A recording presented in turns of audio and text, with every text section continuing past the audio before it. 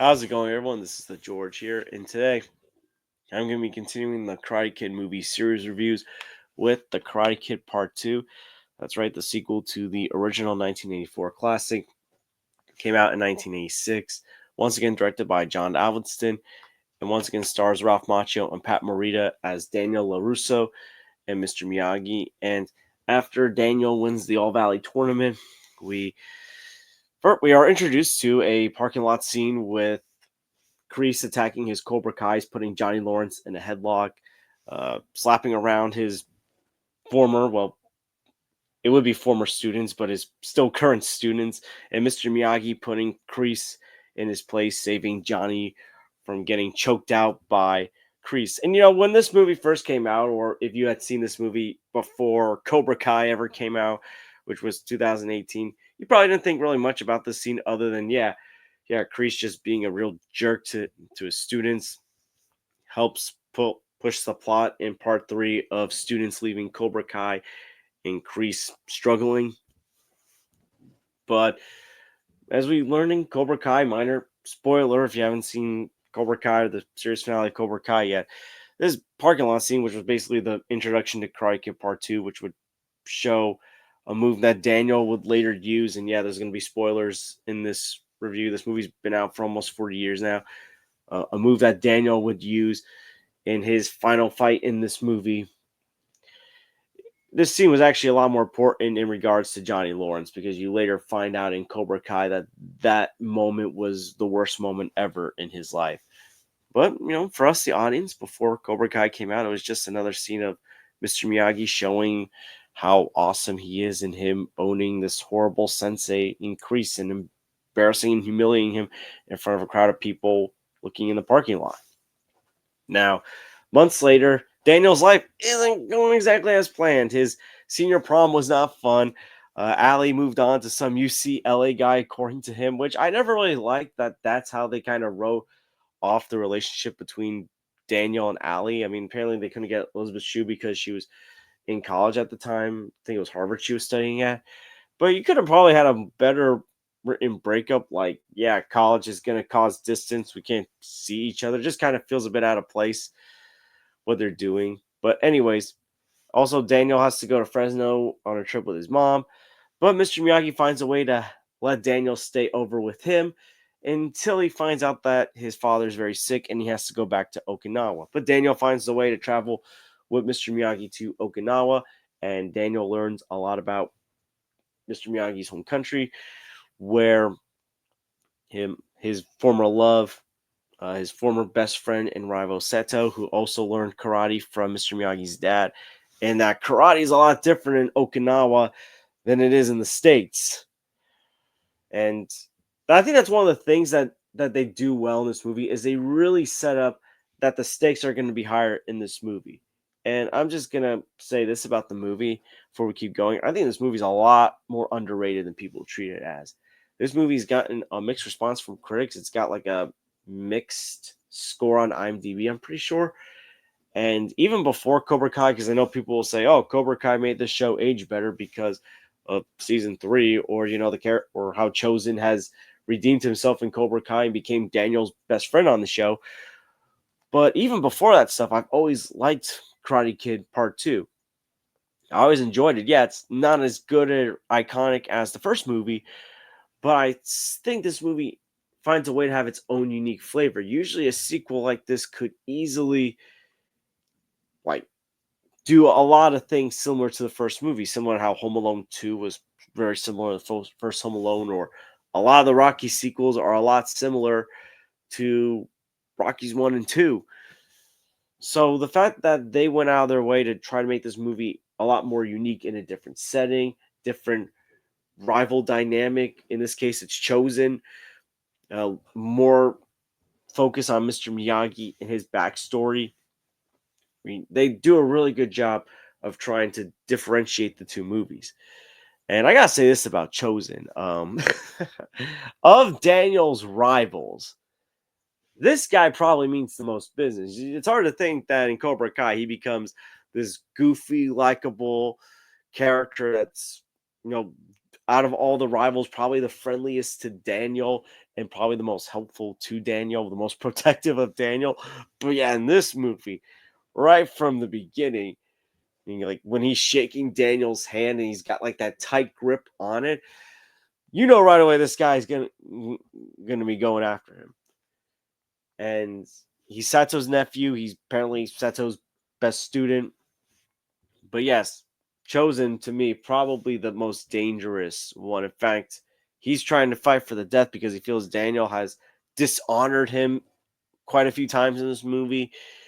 Where, in the previous movie, Johnny Lawrence was just the typical high school bully. And then in Cry Kid Part 3, Mikey Barnes, yeah, he was an angry kid that scared Daniel. But it's not like he was like Chosen, like going to flat out kill Daniel and fight him to the death in front of a crowd of people. More so like brutally humiliate him, if anything.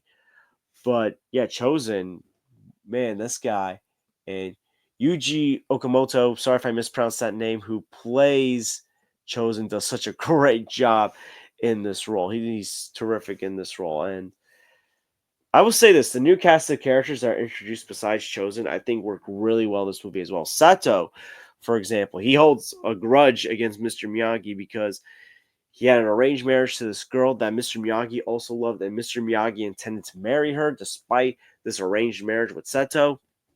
So Seto challenges Mr. Miyagi to a fight to the death, but Mr. Miyagi flees Okinawa. You learn more about why Mr. Miyagi left Okinawa, and you learn that he hasn't even seen his father, the love of his life, his former friend, in ages.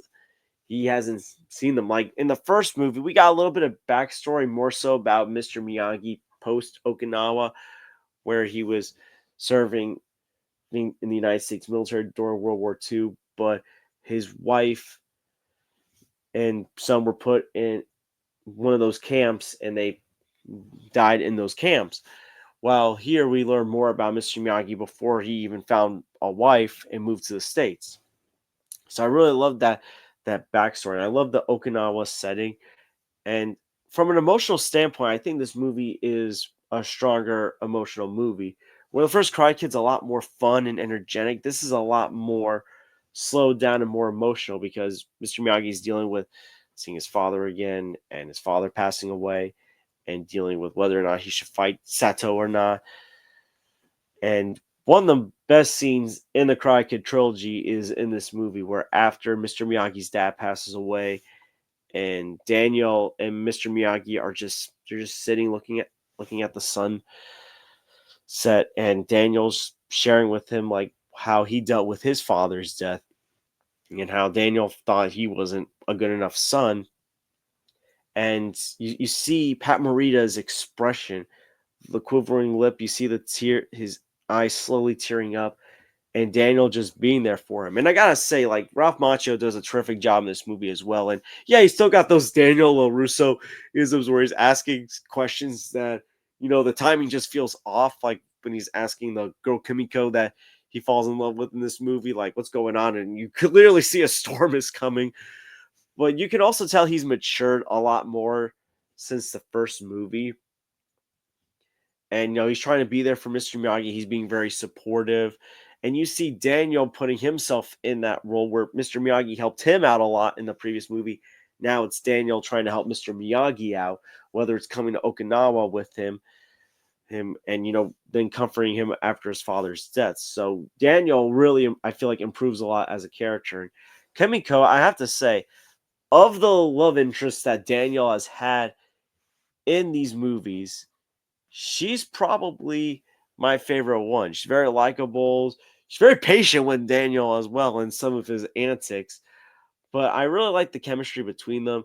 And Tamerlane Tamita, sorry if I mispronounced that name as well. Again, I'm bad with names. I'm pretty sure this was her first role, but she did a really good job as Kimiko in this movie as well. And the character Sato, man, this guy holds a decades and decades long grudges. And I don't know, it just feels like he appears just at random moments at times. It's kind of like, okay, we get it. You hold this grudge. It just feels weird, some of the timing of him just appearing out of nowhere, yelling at the top of his lungs, Miyagi! And like reminding us that, yeah, Mr. Miyagi dishonored you. It's not so bad the first few times, but after a while, it's like, okay, we get it. You feel dishonored and all that, but do we need this reminder all the time? Like that's one thing about some movies, even movies that I love, that sometimes gets annoying when we're reminded that, yeah, I hold a grudge against this character, or you did this to me. It's just like we get it. We get it. We don't need to be reminded for like the 20th time in the movie of that you hold this grudge, they feel dishonored. And Danny Kamikoma, who plays Sato, does a terrific job as well. And I gotta say this, the Sato Chosen dynamic is a really good role reversal of the Johnny Lawrence, John Kreese dynamic from the first movie. Where in the first movie, yeah, Johnny Lawrence was the bully, but it was really Kreese that was the really evil guy that was influencing Johnny.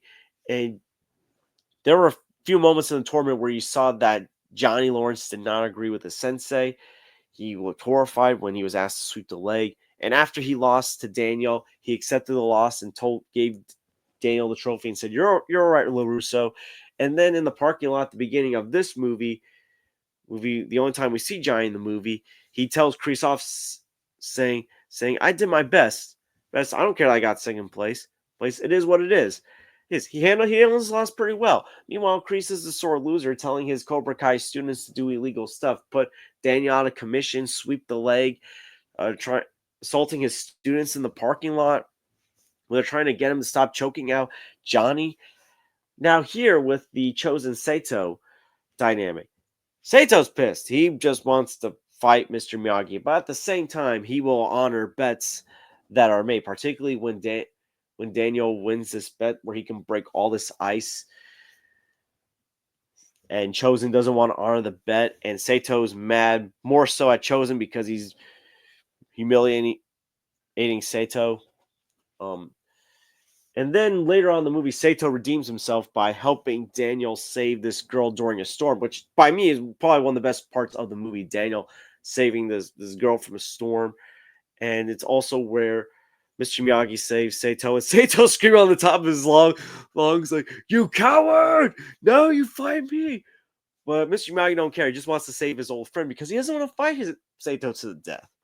And it's there where Sato realizes that hate and vengeance is wrong. He's trying to get Chosen to help Daniel save this girl during the storm, and Chosen refuses to do it. And Sato realizes what he has done. So he helps Daniel and he tells Chosen, Now I'm dead to you.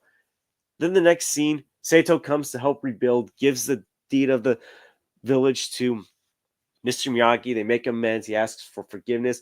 And Sato as calm Sato is completely different from angry, vengeful Sato. Like in his tone, like it's a really calm, soft tone when he's being very friendly to Daniel, Mr. Miyagi later in the movie, than when he was just like yelling and just looking all scary and businesslike. But yeah, Sato understands his mistakes and redeems himself. Meanwhile, Chosen is just full of vengeance and just wants to fight Daniel to the death later in the movie. And he goes to extreme lengths, disrupting a date that he's going on with Kimiko. Then, like, they're having this festival party in this castle at the end of the movie. And he holds Kimiko hostage and wants to fight Daniel to the death in front of everyone. And yeah, this was a brutal fight. And even Mr. Miyagi says, this isn't tournament. This is for real. And it's a reminder that, yeah, the stakes feel higher in this movie. This isn't a tournament. This isn't fighting the high school bully that's just being a jerk. This is someone that really wants to see you dead because he feels like you've dishonored him. And Daniel's trying to, like, the thing I'll say is, I think Daniel handled his Chosen situation better than he handled his Johnny Lawrence situation. I think because you can tell Daniel was trying to stay out of trouble. Outside of a few times where he went into that place where they were putting the ice and they were breaking the ice. But really, like the one time that, okay, I understand why Chosen was mad was when Daniel exposed Chosen for ripping off the villagers when it came to weighing the fruit. But to be fair, Chosen was making the wrong decision and ripping off the villagers. Daniel actually did the ethical thing in exposing what this guy was doing. And yeah, the fight scene is very brutal. And yeah, Chosen, I don't know what honor you're gonna get out of this because you also just said Kimiko while fighting Daniel, and before that you were holding her at knife point. Yeah, where's the honor in that? And then Daniel, do, you know, fights back, uses the drum technique to defeat Chosen, and he does the same thing to Chosen that Mr. Miyagi did to Kreese at the beginning of the movie. Asks and honks his nose when it looks like he might kill him, and the movie ends. I feel like the ending of this movie was a bit rushed. It was kind of like, yeah, fight happens, and then boom, ending. It's like we never really knew what happened to Chosen until after Cobra Kai. It's like you would think this guy would probably go to jail for holding someone hostage by knife point and then trying to kill someone else. I mean, I guess honor deaths in Okinawa, at least in that universe, are a normal thing. I don't know. But you would think for at least for holding Kimiko hostage by knife point, like, yeah, that would probably get you thrown in jail, at least in the States. But also, I'm pretty sure Kreese at the beginning of this movie attacking his students and trying to assault Mr. Miyagi in a parking lot would probably get him some jail time too nowadays. But yeah, overall with Karate Kid 2, to me, this is one of the most underrated sequels. Yeah, it's not a perfect movie. Certain things I feel were felt out of place, like the times that not chosen, Sato just comes out of nowhere demanding to fight Miyagi. Especially that one time at night where like Chosen and his buddies are attacking Miyagi's place, and Chosen's there like screaming Miyagi, and it's just, oh Lord, not again. Um, but yeah, besides certain things, I think this is an enjoyable movie, and to me, this had some of my favorite moments in the Karate Kid trilogy. And I remember at a certain point, I did prefer this movie over the first Karate Kid, even though I did recognize that the first Karate Kid is better. But I still enjoy the first Karate Kid a lot more these days. But yeah, the Karate Kid Part 2, solid acting, solid fight sequences, some great emotional sequences, whether it's Daniel comforting Mr. Miyagi or Daniel saving that girl during the storm. The Karate Kid Part 2 is an underrated sequel that I think should get revisited. And even without Cobra Kai making certain things age better, I think it's still a very good sequel. I'm gonna give the Karate Kid Part 2 a B plus. I highly recommend you check it out. And not that I'm not that I'm making fun of anyone's taste in movies, but it's hard to believe that there are some people that actually prefer Karate Kid Part 3 over Part 2. Oh boy, that's the next Karate Kid movie we're gonna have to talk about. Part 3. Oh my goodness. But yeah, what are your thoughts on Karate Kid Part 2? Have you seen it? What'd you think about it? And what movie do you think is underrated? It can be an independent movie, it can be an animated movie, a sequel to a franchise or a particular movie. Let me know in the comments down below. And I want to thank you guys for watching. Please like and subscribe already if you haven't. Please share this with someone that loves the Karate Kid movies. And I hope to see you guys real soon. Take care, everyone.